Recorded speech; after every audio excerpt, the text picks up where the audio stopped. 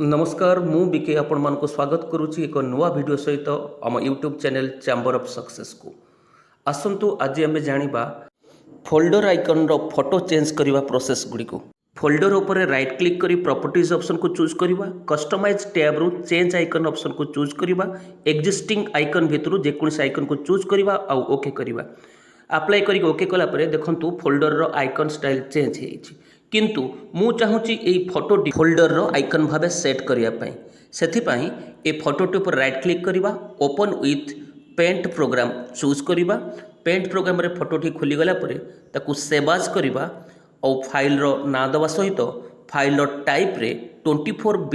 Bit map image को choose करवा then okay save करदबा save कला परे फोटोटी सेव हो गला। एबे आसंतु आइकन भावे ताकू केमिति सेट करवा आइकन ऊपर राइट क्लिक करवा प्रॉपर्टीज को जीवा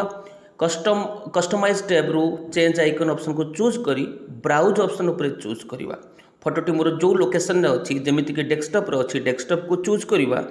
एठी ऑल फाइल्स ऑप्शन को चूज करवा एबे मोर फोटोटी एठी देखा जाउछि जेमिति कि फोटोटी बीएमपी फॉर्मेट रे रहिछि बीएमपी फॉर्मेट को चूज करवा ओके करवा अप्लाई करवा आ ओके करवा एबे देखंतु फोटोटी मोर फोल्डर रो आइकन भाबे सेट हेछि। यही भली टिप्स एंड ट्रिक्स जानिया पई आम चैनल को लाइक शेयर और सब्सक्राइब करिया को भूलिबेनी। धन्यवाद।